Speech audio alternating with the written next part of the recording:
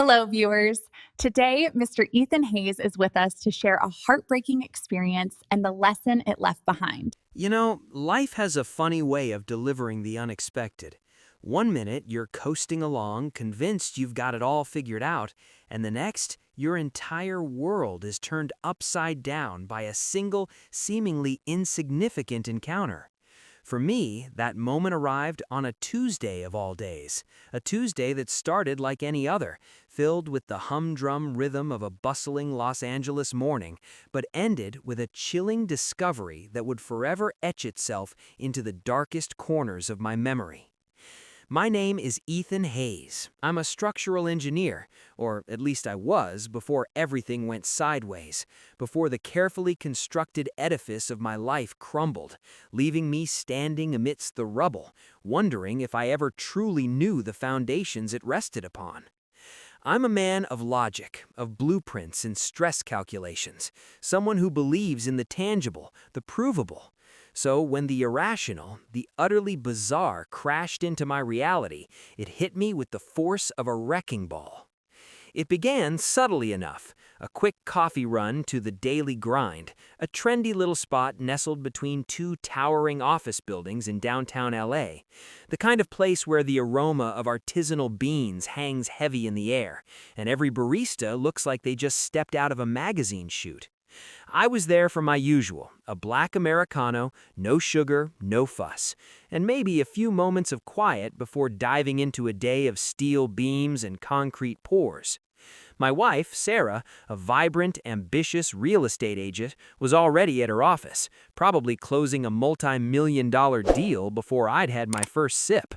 We had a good life, a comfortable life, a beautiful home in Santa Monica, two perfectly behaved golden retrievers, weekend trips to Napa Valley, the American dream, or so I thought. I found my usual corner table, the one with a decent view of the street, and pulled out my tablet, ready to skim the news before the real work began. The cafe was buzzing, a symphony of clattering cups, hushed conversations, and the persistent hiss of the espresso machine. It was then, amidst this mundane chaos, that I felt a presence. Not a menacing one, not immediately, but a distinct shift in the ambient energy around me. I looked up. Standing by my table, a man I'd never seen before. He was tall, perhaps in his late 50s, with a neatly trimmed silver beard and eyes that held a peculiar intensity, like deep pools reflecting an ancient secret. He wore a simple, unassuming gray suit, a little rumpled as if he'd been traveling, but his posture was strangely regal. He held a small, antique-looking wooden box in his hand, about the size of a jewelry case, made of dark, polished mahogany with intricate brass inlay. It looked expensive, old, and completely out of place in the modern, minimalist aesthetic of the daily grind. He didn't speak immediately. He just stood there, his gaze fixed on me, a silent appraisal that made the hair on my arms prickle. My logical mind was already trying to categorize him: eccentric artist, wealthy tourist, salesman of some obscure trinket, but none of those labels seemed to fit the unsettling gravitas in his eyes. Finally, he extended the box, pushing it gently across the table towards me. His voice, when it came, was a low, gravelly whisper, barely audible above the cafe's din, yet it seemed to cut through every other sound, landing with startling clarity in my ears. "You'll need this, Mr. Hayes, tonight." My brow furrowed. "Excuse me?" I asked, a hint of irritation creeping into my voice. I wasn't in the mood for unsolicited sales pitches or cryptic pronouncements. "Do I know you?" He offered a faint, almost melancholic smile. "Not yet, but you will. Or rather, you'll know why you needed this. By midnight." He glanced around briefly, a quick, almost imperceptible scan of the room, as if checking for something or someone. Then his eyes returned to mine, and the intensity deepened. "Trust me. Open it, but only when you're alone, and don't tell anyone you received it. Especially not her." Before I could process the implication of that last word, before I could demand an explanation or even ask his name, he turned and melted into the crowd, moving with an astonishing fluidity for a man of his age. I watched him go, a bewildered frown etched on my face, half expecting him to trip over someone or vanish in a puff of smoke. But he simply disappeared, leaving behind the lingering scent of old books and a faint metallic tang that I couldn't quite place. I stared at the wooden box on my table. It felt oddly heavy, almost imbued with a silent energy. My initial instinct was to ignore it, to dismiss the entire encounter as a bizarre prank or the ramblings of a confused stranger. But the way he had looked at me, the urgency in his whisper, and that final chilling caveat, especially not her, lodged themselves in my mind, refusing to be dislodged. Her. Was he talking about Sarah, my wife? The thought was absurd. Sarah was the most transparent, honest person I knew. Still, a sliver of unease had already begun to worm its way into my perfectly ordered world. I picked up the box. The mahogany felt smooth and cool under my fingertips, the brass inlay surprisingly intricate. There was no visible lock, no clasp. It was a puzzle in itself. My phone buzzed. A text from Sarah. "Meeting just wrapped up. Might pop by your office for lunch. Love you." A familiar warmth spread through me, momentarily eclipsing the strange encounter. Sarah, my anchor. The thought of her erased the fleeting doubt. He must have been mistaken, I told myself, or just a crazy person. But the box remained, a tangible testament to the unsettling exchange. I knew, with a certainty that defied my logical nature, that I couldn't just leave it there. I slipped it into my briefcase, tucking it beneath my structural reports and blueprints. As I did, my fingers brushed against the cool, smooth wood, and a shiver, entirely unbidden, traced its way down my spine. The barista called my name, my Americano ready. I took a deep breath, trying to push the unsettling encounter to the back of my mind. It was just a weird morning, nothing more, right? I paid for my coffee, nodding distractedly at the barista's cheerful, "Have a great day." The city outside was alive, a symphony of honking horns and distant sirens, completely oblivious to the small mahogany box now hidden in my bag, carrying with it a promise of darkness that would soon unravel everything I held dear. As I walked out into the Californian sunshine, the weight of the box in my briefcase felt heavier than any steel beam I'd ever engineered. The man's words echoed in my mind. "You'll need this, Mr. Hayes, tonight." And the final ominous whisper, "Especially not her." The seed of doubt, once a tiny speck, was now a persistent nagging presence, threatening to take root. I tried to shake it off, to convince myself it was all a delusion, a figment of an overly tired imagination. But a part of me, a small, terrified part, knew with chilling certainty that tonight would be anything but ordinary. They say curiosity killed the cat, but in my world, curiosity is just a precursor to discovery. I spent the rest of my morning at the construction site of a new high-rise in Century City, but for the first time in my career, I wasn't looking at the steel. I was looking at my briefcase.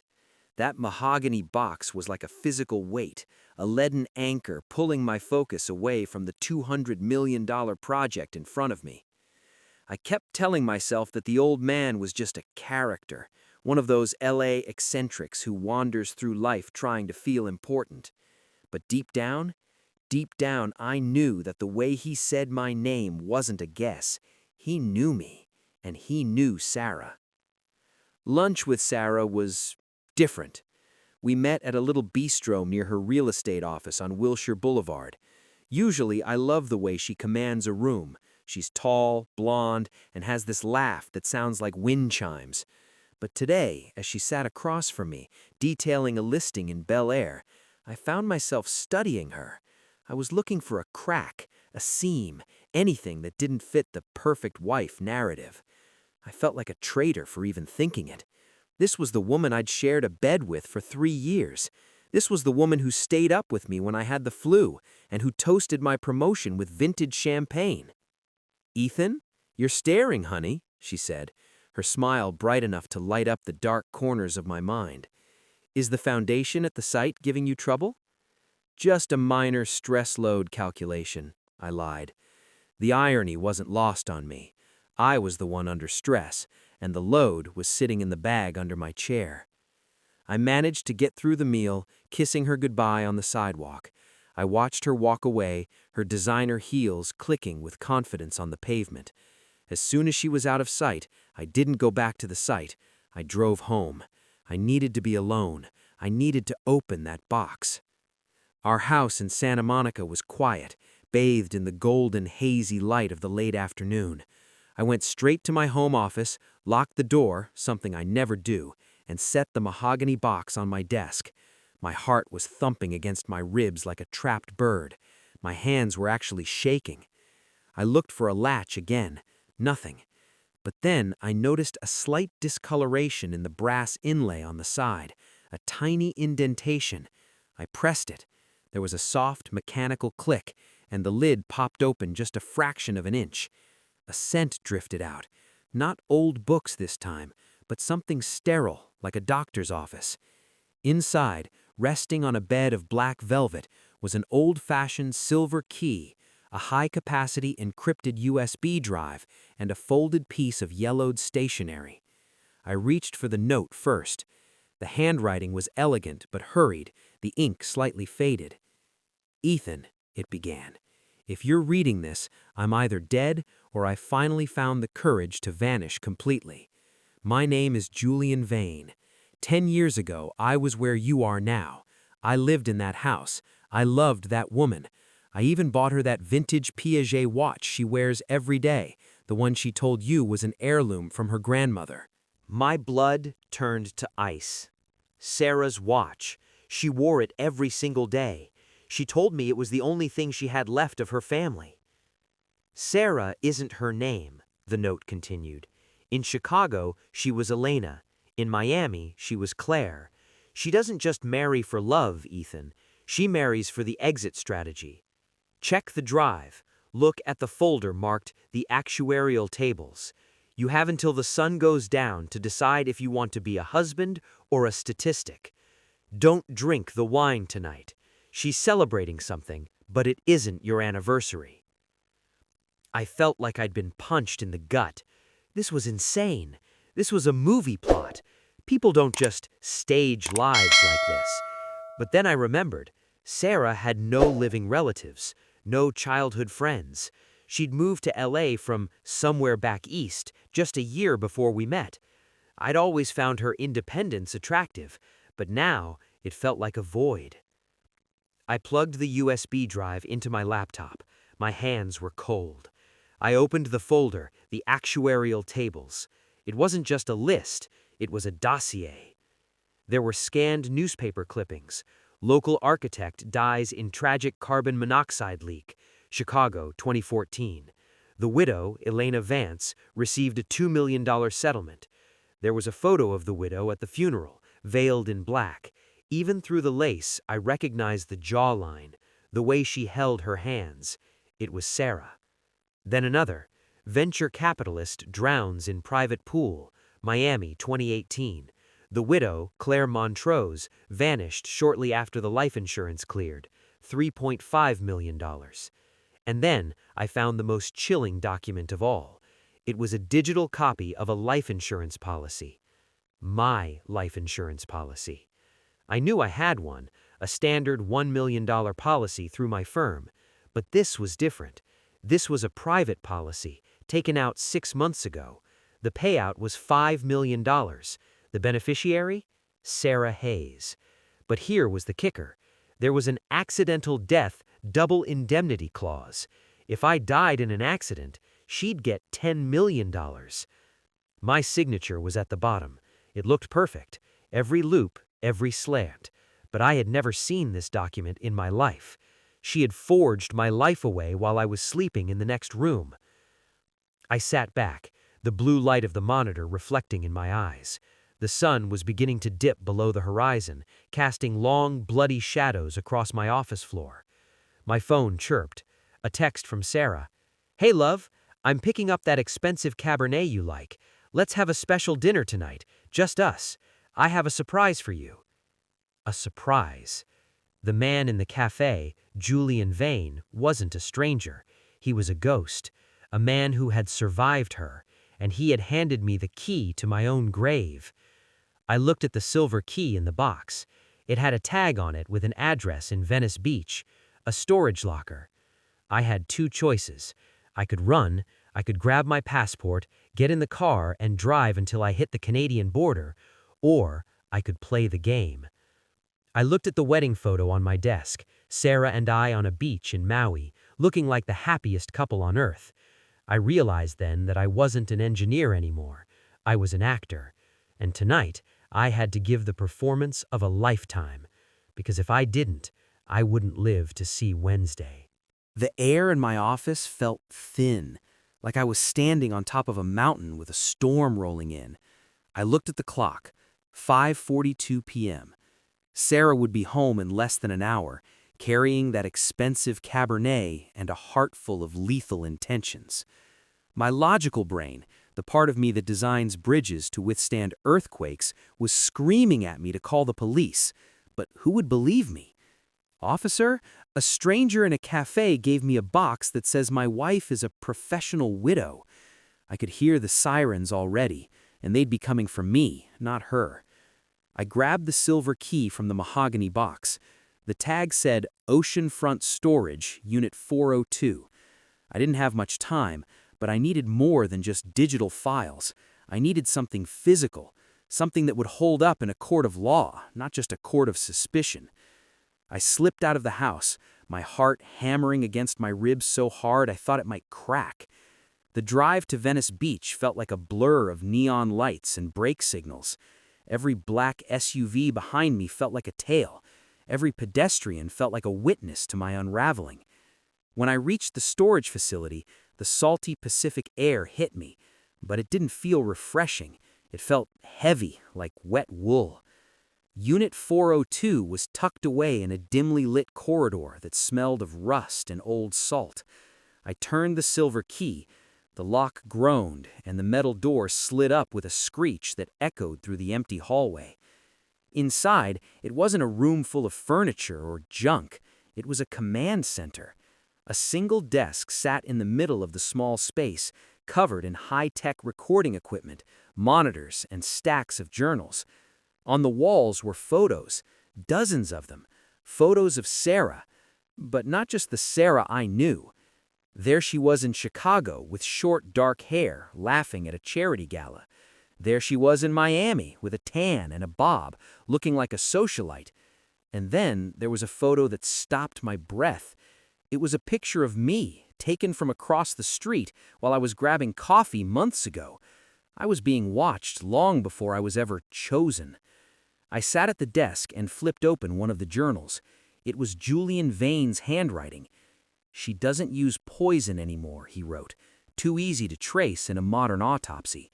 She uses environmental hazards, a faulty gas line, a loose railing, a slip in the shower. She studies your habits for months. She finds the one thing you do every day without thinking, and she turns it into a weapon." I felt a cold sweat break out across my forehead. My mind raced through my daily routine. I check the balcony plants. I take a specific route to the gym. I always spend an hour in the basement workshop on Tuesday nights, working on my model bridge designs. The journal continued. "If you're reading this, Ethan, check the wine. She uses a tasteless muscle relaxant. Not enough to kill you, just enough to make you clumsy. Just enough to make sure that when the accident happens, you can't fight back. You won't even be able to scream." Suddenly, a monitor on the desk flickered to life. It was a remote feed, a hidden camera Julian had somehow planted inside my own house. I saw our living room. I saw the front door open. Sarah was home. She walked in, looking radiant in a cream-colored coat. She set a shopping bag on the kitchen island. I watched her through the grainy lens as she pulled out a bottle of wine and a set of crystal glasses. She looked at the clock, then at her phone.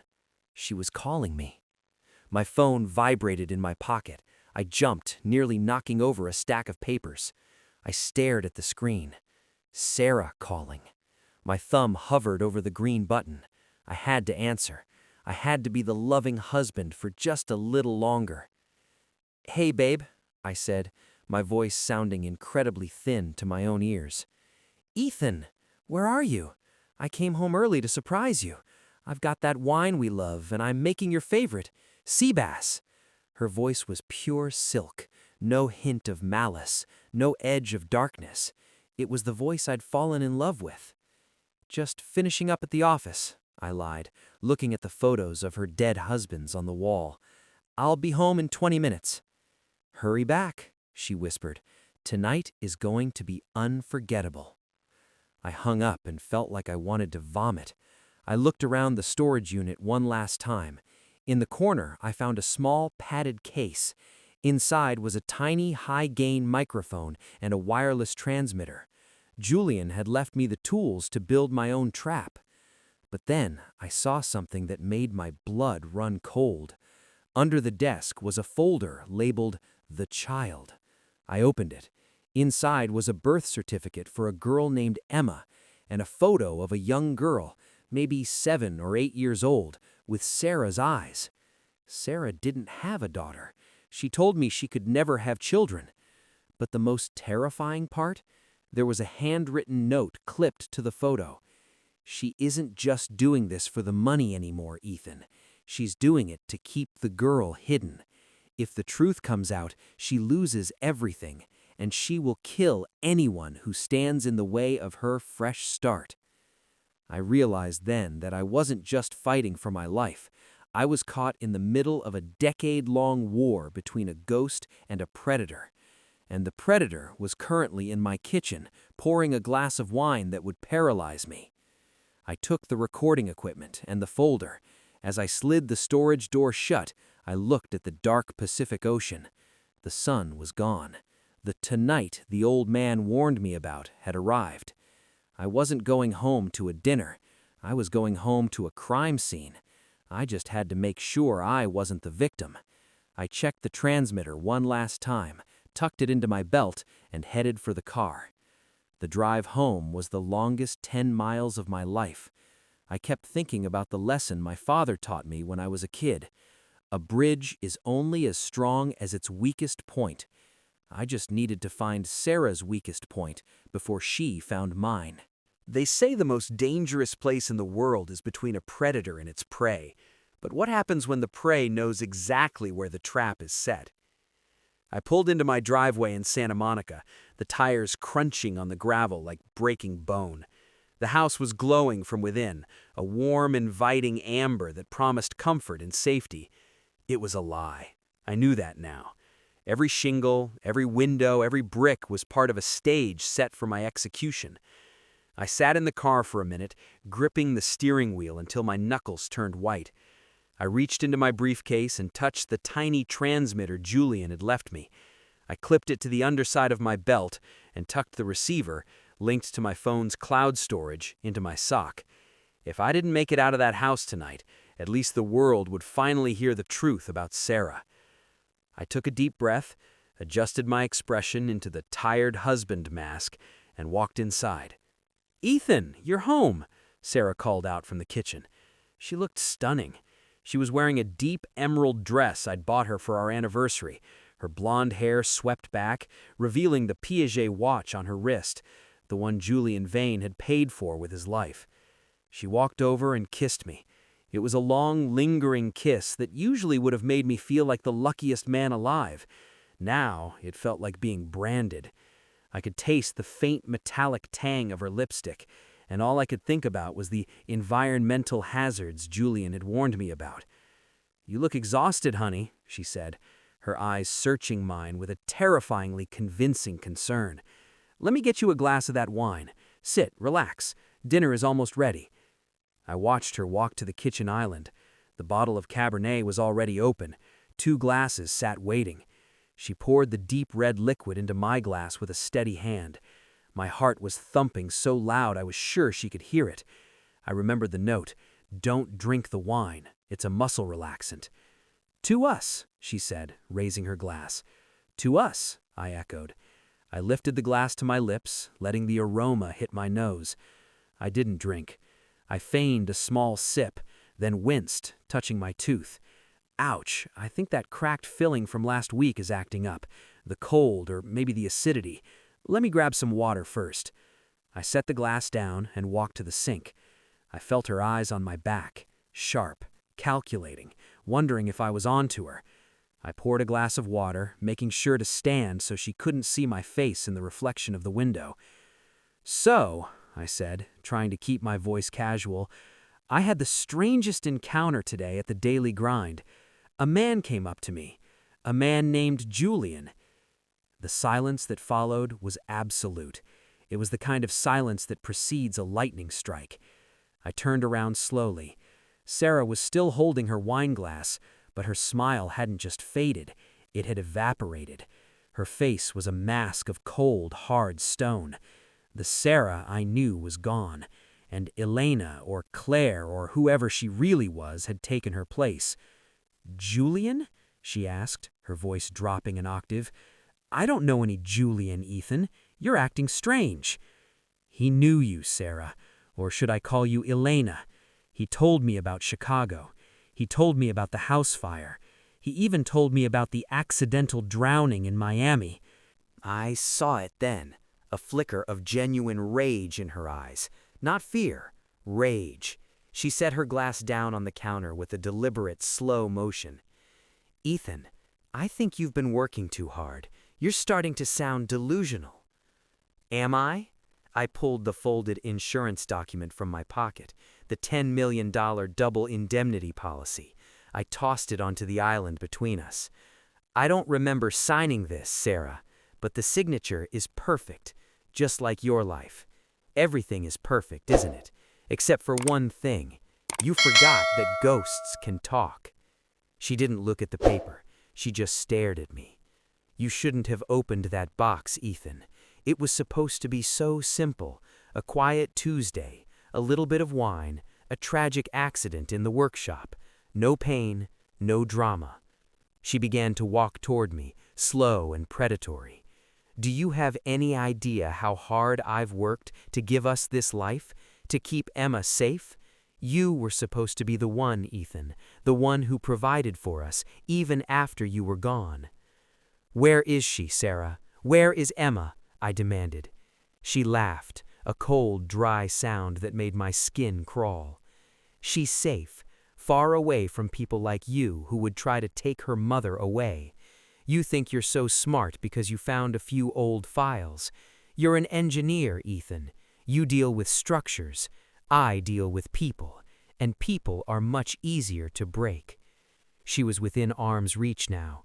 I realized too late that she wasn't just talking to distract me. My legs felt heavy. My vision began to blur. I looked at the glass of water I'd just poured. The water. She hadn't spiked the wine. She'd spiked the water pitcher before I even got home. She knew I'd reach for it.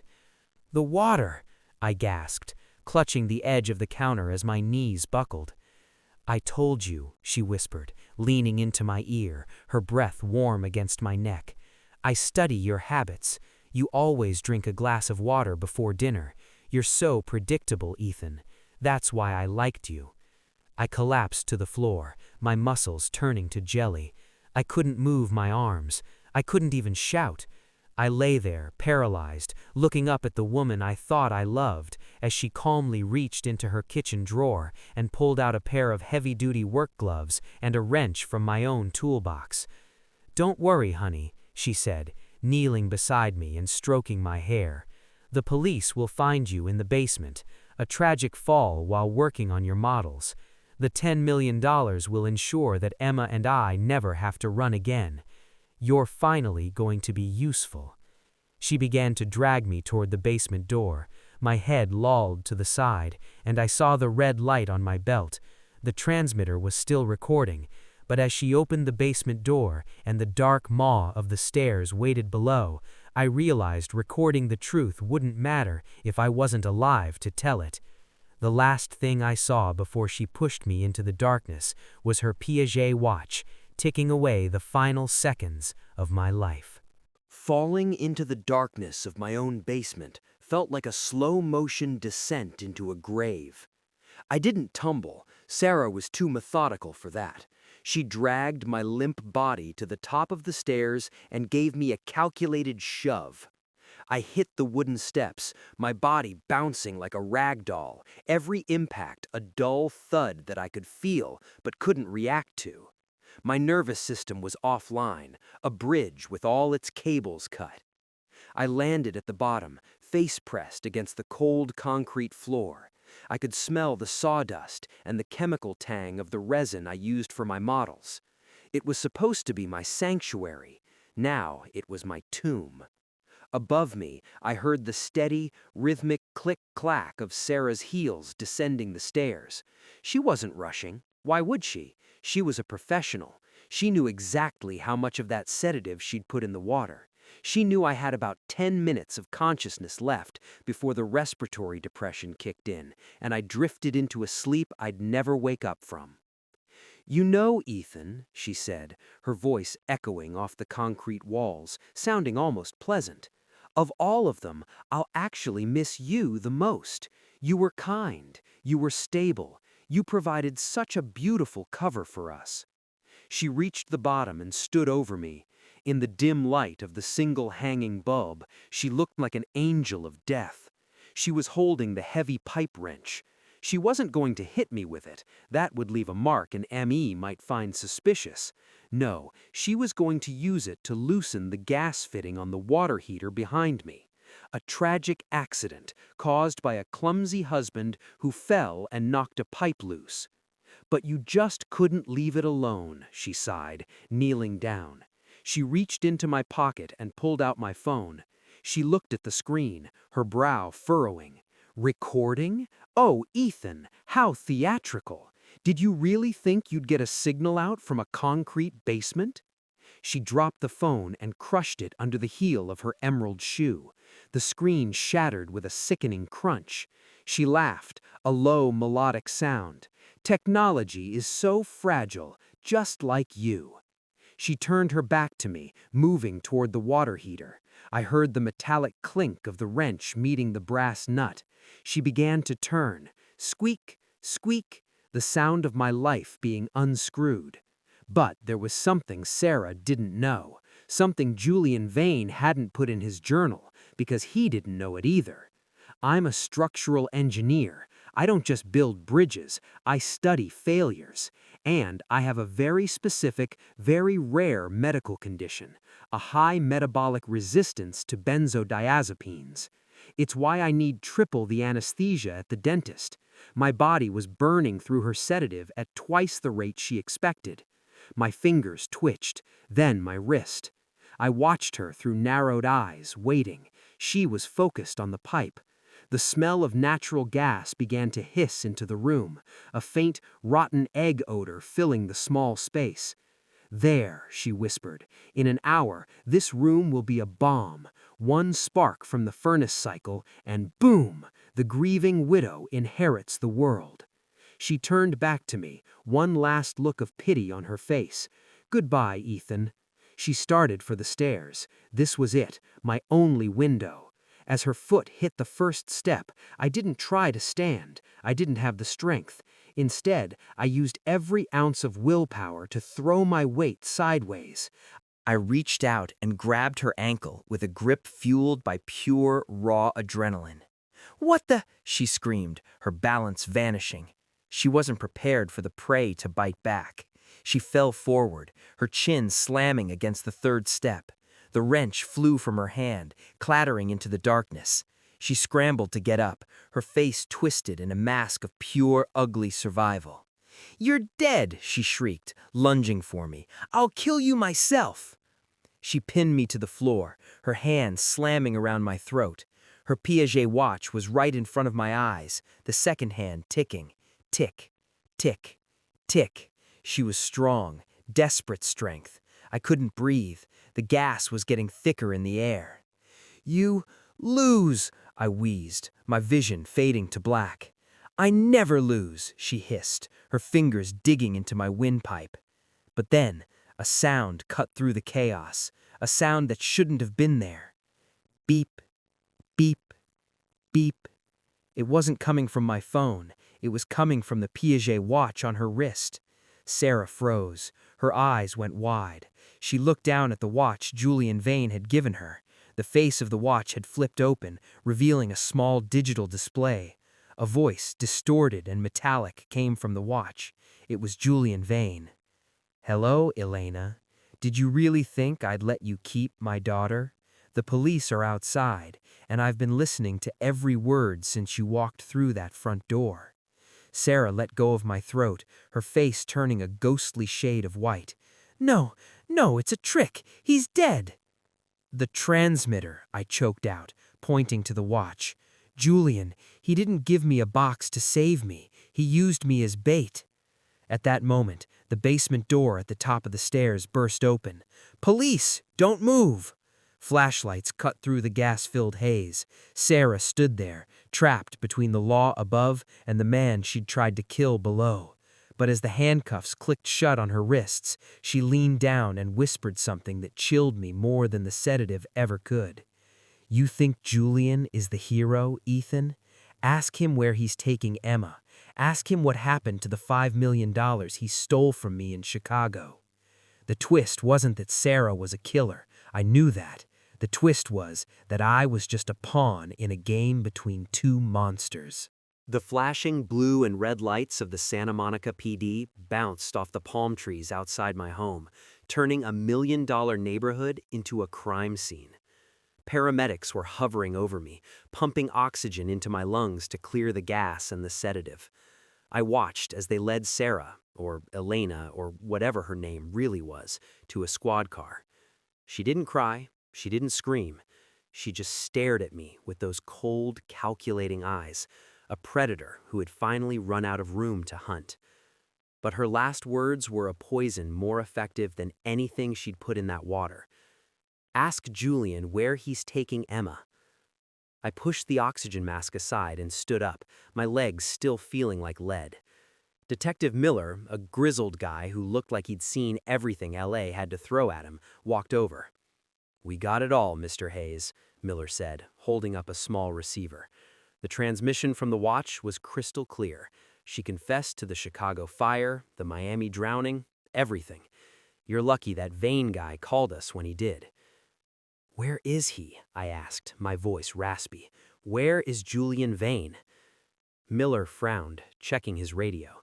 He called the tip in from a burner phone, said he was the guardian of the evidence.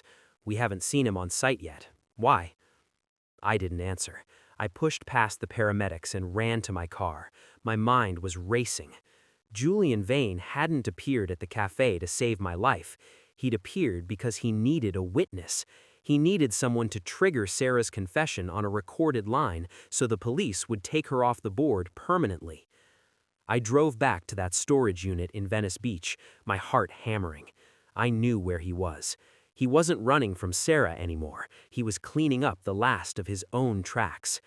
I reached Unit 402. The door was wide open. The monitors were dark. The files were gone.